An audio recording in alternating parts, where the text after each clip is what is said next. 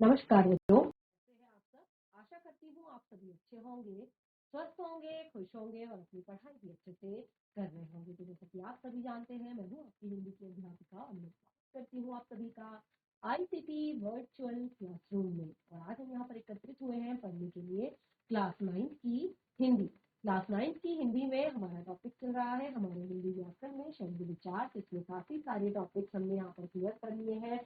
जैसे कि हमने यहाँ पर सबसे पहले शब्द से जुड़ा हुआ यानी कि शब्दों के जो भेद हैं वो हमने यहाँ पर डिस्कस किए। तो ये काफी सारे भेद जो हमने डिस्कस किए, उसके बाद हम जो सबसे मेन पॉइंट पर आए थे वो था व्याकरणिक विवेचन की दृष्टि से शब्दों का वर्गीकरण, जिसमें हमने शब्दों को 8 भागों में बांटा था और 8 भागों को हमने 2 वर्गों में विभाजित किया था।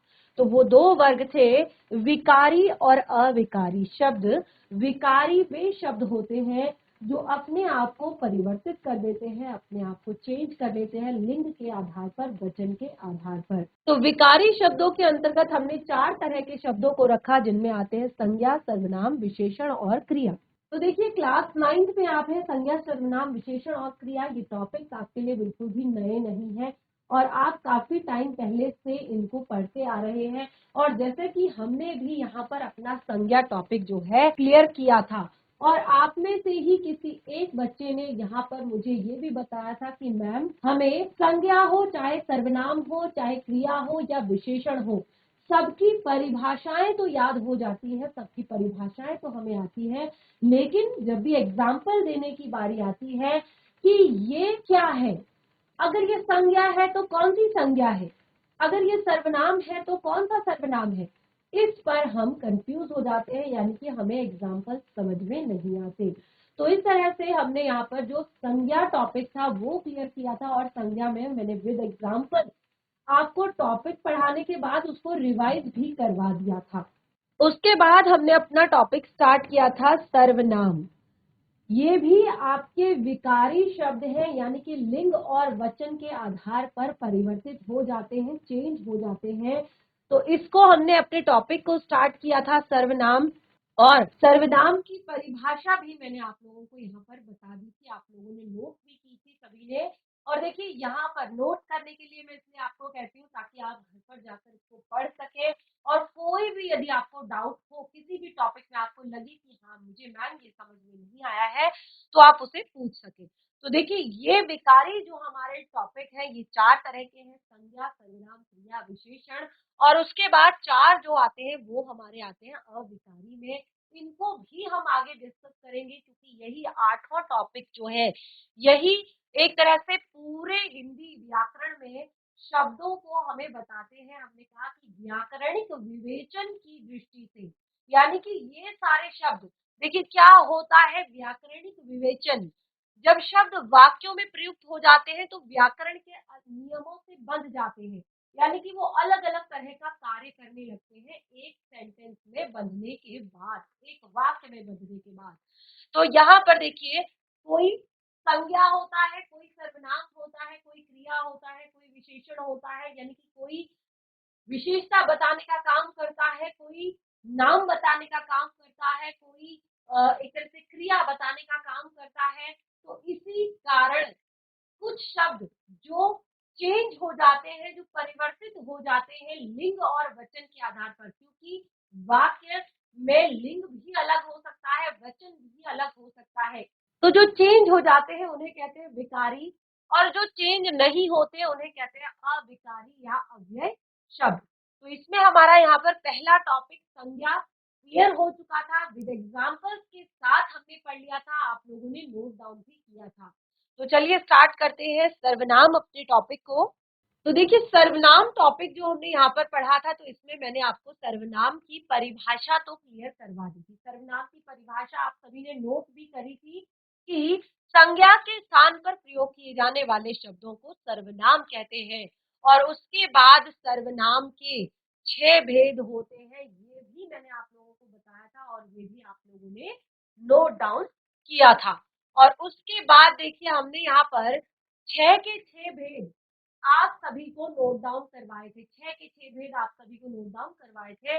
और उसमें आता है सबसे पहले पुरुषवाचक सर्वनाम, उसके बाद निश्चयवाचक सर्वनाम, दूसरा अनिश्चयवाचक सर्वनाम, जो आपका तीसरा है, चौथा संबंधवाचक सर्वनाम, पांचवा प्रश्नवाचक सर्वनाम, छठा निजवाचक सर्वनाम। और इस तरह से फिर हमने यहाँ पर सर्वनाम के भेदों को एक एक करके पढ़ना स्टार्ट किया था। तो जो पहला भेद हमारा था वो था पुरुषवाचक सर्वनाम। मैंने आप लोगों को कहा था कि हेडिंग डालिए, और जो हमारा पहला भेद है वो है पुरुषवाचक सर्वनाम। तो पुरुषवाचक सर्वनाम में जिन सर्वनाम शब्दों के प्रयोग वक्ता अपने लिए, अर्थात वक्ता, वक्ता यानी कि जो बोलने वाला व्यक्ति होता है, बोलने वाला व्यक्ति जो होता है उसे वक्ता कहते हैं। तो जिन सर्वनाम शब्दों का प्रयोग वक्ता अपने लिए यानी कि बोलने वाला व्यक्ति अपने लिए करता है, या सुनने वाले अर्थात श्रोता के लिए करता है, या किसी अन्य व्यक्ति के लिए करता है, उन्हें पुरुषवाचक सर्वनाम कहते हैं। जैसे मैं, हम, वे, वह, तुम, तुमसे, उसे, उसको आदि। और इसका मैंने आपको एग्जाम्पल, उदाहरण लिखने के लिए कहा था कि मैंने तुमसे कल ही कहा था, मैंने तुमसे कल ही कहा था कि आज उसे बुला लेना। ये लाइन मैंने यहाँ पर पुरुषवाचक सर्वनाम के एग्जाम्पल के तौर पर, पुरुषवाचक सर्वनाम के उदाहरण के तौर पर आप लोगों को लिखने के लिए कहा था कि मैंने तुमसे कल ही कहा था कि उसे आज बुला लेना। तो इस वाक्य में, ये जो आपका वाक्य है, यहाँ पर तीनों जो मैंने आपको कहा था, वक्ता, श्रोता और अन्य। तो देखिए जो पुरुषवाचक सर्वनाम होता है उसमें तीन तरह के सर्वनाम शब्द आते हैं। एक वक्ता के लिए अर्थात बोलने वाले व्यक्ति के लिए, एक श्रोता के लिए अर्थात सुनने वाले व्यक्ति के लिए, और एक किसी अन्य अर्थात तीसरे व्यक्ति के लिए जिसके बारे में बात की जा रही हो। ठीक है, तो इस जो एग्जाम्पल मैंने यहाँ पर लिखा है, तो देखिए यहाँ पर इस एग्जाम्पल में तीनों के तीनों उदाहरण यानी कि तीनों के तीनों सर्वनाम शब्द आ रहे हैं। जैसे आप देख सकते हैं, मैंने तुमसे कहा था कि कल उसे आज बुला लेना। मैंने यानी कि जो मैं कह रही हूँ, मैं हूँ वक्ता। तुमसे अर्थात जो सुन रहा है वो है श्रोता। उसे वो अन्य व्यक्ति है तीसरा जिसके बारे में बात की जा रही है। तो इस तरह से ये जो एग्जाम्पल है ये आपका एक तरह से तीन तरह के सर्वनाम शब्दों को बता रहा है। तो यहाँ पर इस वाक्य में मैंने का प्रयोग वक्ता के लिए, तुमसे का प्रयोग सुनने वाले के लिए, और उसे का प्रयोग किसी अन्य के लिए हुआ है। और मैंने लास्ट सेशन में आप लोगों से कहा था कि आप जो भी यहाँ पर लिखा है इसको एज इट इज उतारेंगे, यानी कि ऐसे ही उतारेंगे और हेडिंग डालकर पुरुषवाचक सर्वनाम, क्योंकि ये जो कुछ भी यहाँ पर लिखा हुआ है ये बहुत ही ज्यादा महत्वपूर्ण है और इसी तरह से ये आपको याद हो पाएगा। उसके बाद देखिए अब यहाँ पर तीन तरह के सर्वनाम शब्दों का यूज किया गया है, मैंने, तुमसे और उसे। तो इस तरह से ये जो आपका पुरुषवाचक सर्वनाम है इसको तीन भागों में बांटा गया है।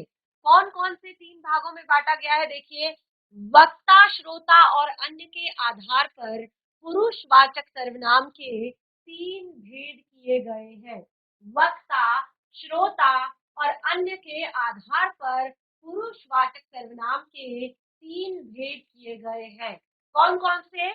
उत्तम पुरुष, मध्यम पुरुष, अन्य पुरुष। उत्तम पुरुष, मध्यम पुरुष, अन्य पुरुष। अब देखिए इंग्लिश में भी आप पढ़ते हैं उत्तम पुरुष यानी कि फर्स्ट पर्सन। अब ये कौन है? उत्तम पुरुष अर्थात बोलने वाला व्यक्ति, अर्थात बोलने वाला व्यक्ति। दूसरा है मध्यम पुरुष, मध्यम पुरुष अर्थात सुनने वाला व्यक्ति, सुनने वाला व्यक्ति। तीसरा अन्य पुरुष अर्थात जिसके बारे में बात की जा रही हो, जिसके बारे में बात की जा रही हो। उत्तम पुरुष, मध्यम पुरुष, अन्य पुरुष। तो जो आपका प्रश्नवाचक, जो पुरुषवाचक जो आपका सर्वनाम है, इस पुरुषवाचक में 3 तरह के सर्वनाम शब्द आते हैं, वक्ता के लिए, श्रोता के लिए और अन्य तीसरे के लिए जिसके बारे में बात की जा रही है। तो इसीलिए इसको 3 भागों में बांटा गया है, first person, second person and third person. ठीक है, फर्स्ट पर्सन यानी कि आपका प्रथम पुरुष, उत्तम पुरुष। दूसरा आपका सेकंड पर्सन यानी कि मध्यम पुरुष। थर्ड पर्सन यानी कि अन्य पुरुष जिसके बारे में बात की जा रही हो। तो पुरुषवाचक सर्वनाम के 3 भेद होते हैं, ये नोट डाउन कर लीजिए, ये बहुत ज्यादा महत्वपूर्ण है। और मैं देख पा रही हूँ कि कोई भी बच्चा जो क्लास में बैठा हुआ है नोट डाउन करने में इंटरेस्टेड नहीं है, और तभी आप लोगों के कोई डाउट भी नहीं रहते हैं। तो देखिए, सबसे पहले अगर हम उत्तम पुरुष सर्वनाम यानी कि उत्तम पुरुष सर्वनाम की अगर हम बात करें, तो जब वक्ता अपने लिए करता है उसे उत्तम पुरुषवाचक सर्वनाम कहते हैं। यानी कि जिस सर्वनाम शब्द का प्रयोग वक्ता अपने लिए करता है उसे उत्तम पुरुषवाचक सर्वनाम कहते हैं। यानी कि जो सर्वनाम बोलने वाला व्यक्ति जैसे कहता है मैं, मैंने, हम, हमने, हमारा, मेरा आदि, ये सारे शब्द कैसे हैं? ये उत्तम पुरुषवाचक सर्वनाम के शब्द है, क्योंकि यहाँ पर बोलने वाला व्यक्ति स्वयं के बारे में, अपने बारे में बात कर रहा है। जैसे आप देख सकते हैं यहाँ पर एग्जाम्पल, मैं कक्षा 6ठी का छात्र हूँ, या मैं कक्षा 9 का छात्र हूँ। तो ये जो है आपका जो मैं शब्द है, ये यहाँ पर एक तरह से उत्तम पुरुषवाचक सर्वनाम है। कैसा सर्वनाम है? उत्तम पुरुषवाचक सर्वनाम है, क्योंकि ये वक्ता अर्थात बोलने वाला व्यक्ति अपने लिए कह रहा है कि मैं कक्षा 6ठी का छात्र हूँ। अगला देखिए, हमारी कक्षा के छात्र कल पिकनिक जाएंगे। हमारी, हमारी कक्षा के छात्र कल पिकनिक जाएंगे। हमारी यानी कि ये भी वो खुद के लिए ही कह रहा है कि हमारी कक्षा के छात्र कल पिकनिक जाएंगे। तो इस तरह से यहाँ पर मैं और हमारी शब्द वक्ता अर्थात बोलने वाले के लिए प्रयुक्त हुए हैं। तो इस तरह से ये आपका उत्तम पुरुषवाचक सर्वनाम कहलाता है। दूसरा है देखिए मध्यम पुरुषवाचक, जिसमें सर्वनाम शब्दों का प्रयोग वक्ता सुनने वाले व्यक्ति अर्थात यानी कि इसमें जिन सर्वनाम शब्दों का प्रयोग वक्ता यानी कि जो बोल रहा है वो उसके लिए करता है जो सुन रहा हो, अर्थात श्रोता के लिए करता है, उन्हें मध्यम पुरुषवाचक सर्वनाम कहते हैं। जैसे तू, तुम, तुमने, तुमसे, तुम्हारा, आप, आपने, आपसे आदि। तो ये सारे शब्द जो बोलने वाला सुनने वाले के लिए कह रहा है, ये है आपका मध्यम पुरुष। जैसे तुम भी हमारे साथ पिकनिक चलना, तुम भी हमारे साथ पिकनिक चलना। हमारी कक्षा कल पिकनिक पर जा रही है। हमारी कक्षा यानी कि हमारी मतलब ये बोलने वाला व्यक्ति अपने लिए कह रहा है, और फिर कह रहा है कि तुम भी हमारे साथ कल पिकनिक चलना। तो तुम भी यानी कि जो तुम शब्द है वो क्या है? यहाँ पर मध्यम पुरुष है। तुम भी हमारे साथ पिकनिक चलना। आपने कल हमसे मिठाई लाने का वादा किया था। आपने कल हमसे मिठाई लाने का वादा किया था, यानी कि जिसको हम बात कह रहे हैं, जो हमारी बात को सुन रहा है। आपने, आप, तुम, तुम्हारा, तू, आपसे, आपका, ये सब शब्द है मध्यम पुरुषवाचक सर्वनाम। इस तरह से यहाँ पर हमारा मध्यम पुरुष सर्वनाम क्लियर होता है। उसके बाद हमारा आता है अन्य पुरुषवाचक सर्वनाम। अन्य पुरुषवाचक सर्वनाम, यहाँ पर वक्ता अर्थात बोलने वाला व्यक्ति जिन सर्वनाम शब्दों का प्रयोग सुनने वाले से किसी अन्य के विषय में बात कर रहा हो, यानी कि मैं बोलने वाला व्यक्ति आप सुनने वाले व्यक्तियों से किसी अन्य तीसरे के बारे में बात कर रहा हो, जैसे या कर रही हो, उन्हें अन्य पुरुषवाचक सर्वनाम कहा जाता है। जैसे वह, वे, उसने, उन्होंने, उसे आदि। तो जैसे मैंने यहाँ पर आपको बताया था कि मैंने तुमसे कहा था कि कल उसे भी बुला लेना, कि कल उसे भी बुला लेना। तो उसे जो शब्द है आपका वो है एक तरह से अन्य पुरुषवाचक सर्वनाम। तो देखिए ये कुछ एग्जाम्पल है, ये कुछ एग्जाम्पल है, जैसे कि आप यहाँ पर देख सकते हैं। वह मेरी कलम है। मैं आपसे इशारा करके आपको बता रही हूँ कि वह मेरी कलम है। तो मैं कह रही हूँ तो मैं वक्ता हूँ, आप सुन रहे हैं तो आप श्रोता हैं। जिसके बारे में मैं बात कर रही हूँ वो है अन्य, यानी कि थर्ड पर्सन। ठीक है, तो उनको भी अपने साथ ले आना, उनको भी अपने साथ ले आना। तो ये भी आपका शब्द क्या है, अन्य पुरुषवाचक सर्वनाम।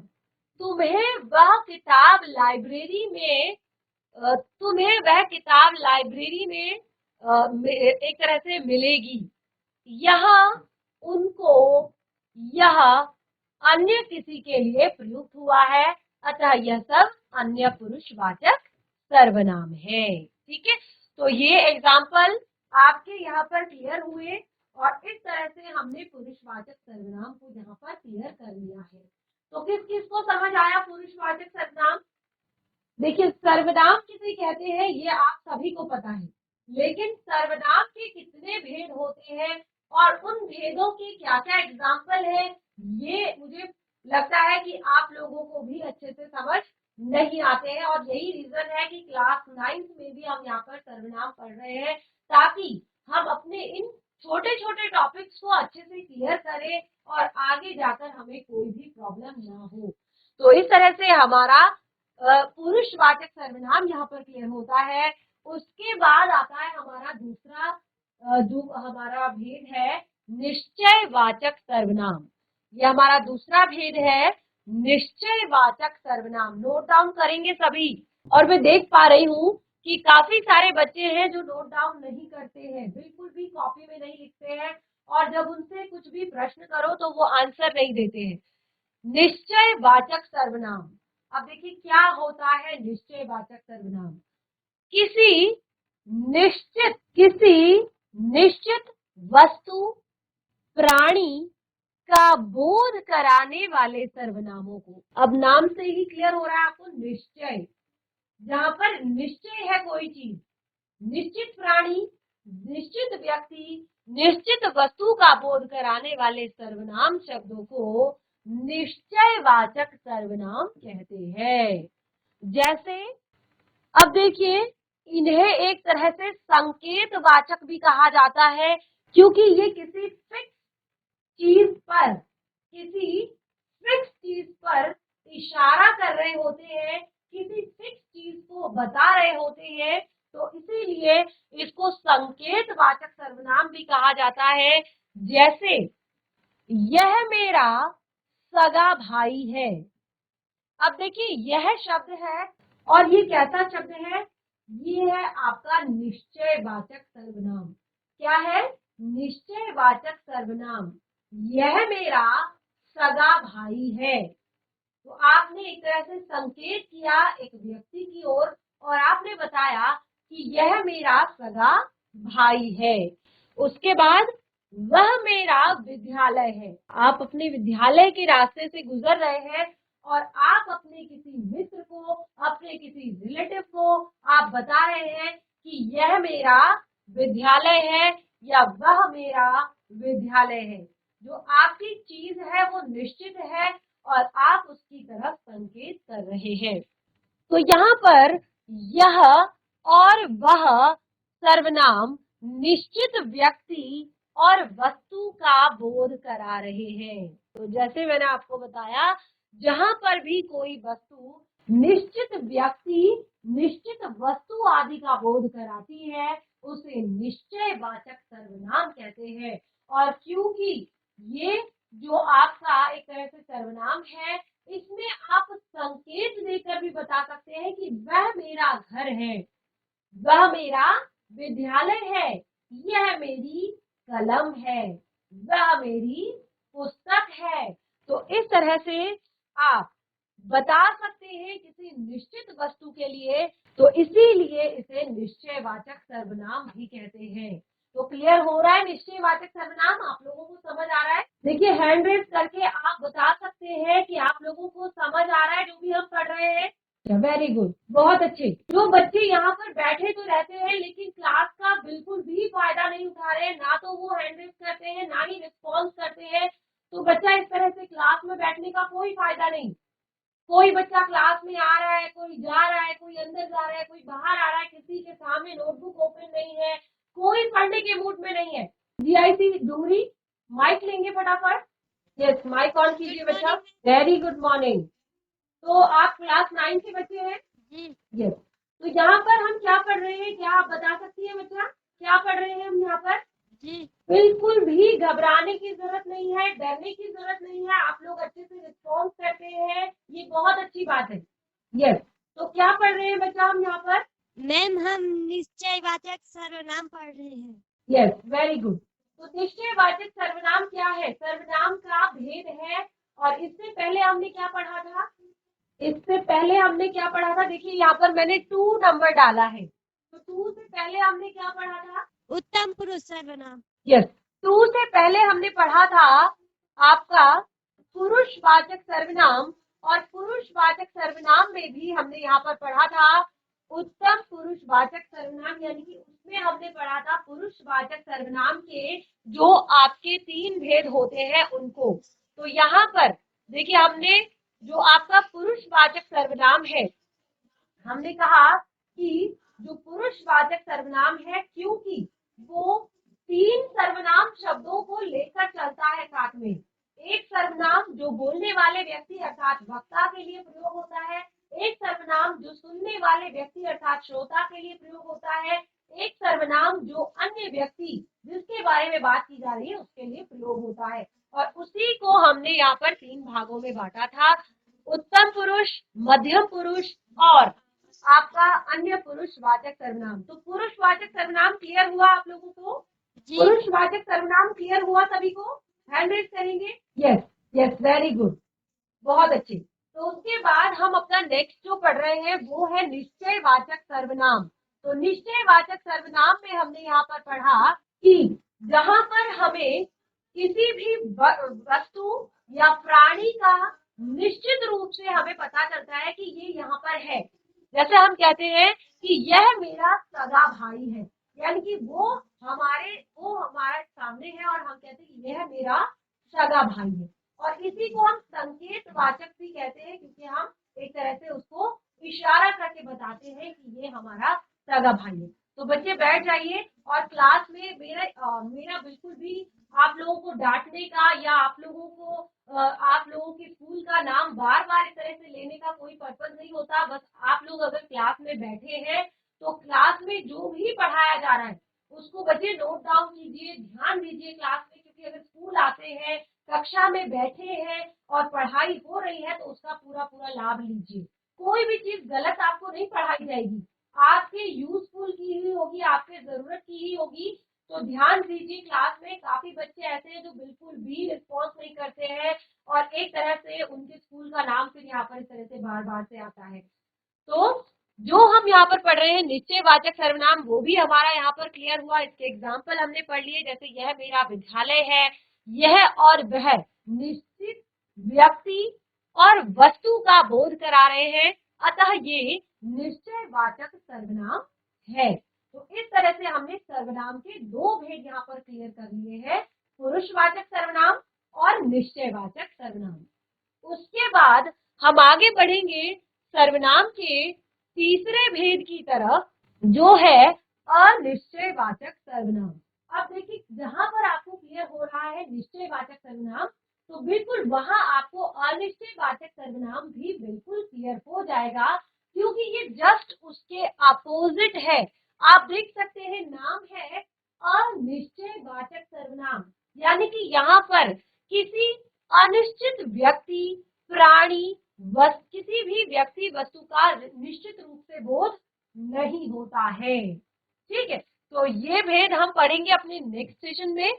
आज आपने जो कुछ भी पढ़ा है, यहाँ पर जो कुछ भी लिखा है, उसको घर पर जाकर एक बार रिवाइज करेंगे, और नेक्स्ट सेशन में कोई भी डाउट अगर आपके होते हैं कि मैम हमें ये समझ नहीं आया, देखिए आपको बिल्कुल भी डरने की जरूरत नहीं है। जिस तरह से आपको क्लास में पढ़ाया जाता है, उसी तरह की यहाँ पर भी आपकी टीचिंग चल रही है। तो कोई भी अगर आपको डाउट होता है तो आप उसे नेक्स्ट सेशन में जरूर क्लियर कर लें, और बाकी का टॉपिक कंटिन्यू करेंगे हम अपने आने वाले सेशन में। तब तक के लिए धन्यवाद। आपका दिन शुभ।